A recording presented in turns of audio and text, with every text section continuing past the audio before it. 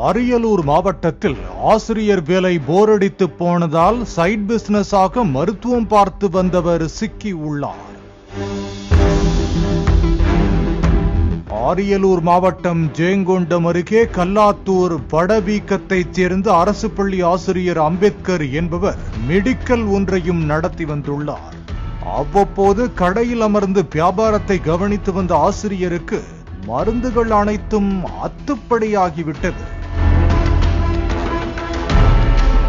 தொடர்ந்து ஆசிரியர் வேலை பார்த்து கொண்டே பகுதி நேர டாக்டராக மாறிவிட்டார். வீட்டருகே சின்ன கிளினிக்கையும் தொடங்கினார். முதலில் குழந்தைகளுக்கு மட்டுமே மருத்துவம் பார்த்து வந்தார். சளி, காய்ச்சல், தலைவலி, சிறு சிறு காயங்கள் தவிர பெரிதாக எந்த பிரச்சனையும் வராது என்பதால் குழந்தை மருத்துவராக மாறியுள்ளார். காலை மாலை என இரு வேளைகளில் மருத்துவராகவும் பின்னர் ஆசிரியர் வேலையையும் பார்த்து வந்துள்ளார்.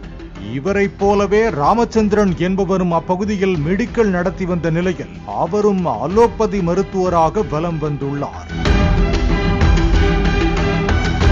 இவர்கள் இருவர் குறித்தும் அரியலூர், பெரம்பலூர் மாவட்ட மருத்துவ மற்றும் ஊரக நலப்பணிகள் இணை இயக்குநருக்கு ரகசிய தகவல் கிடைத்தது.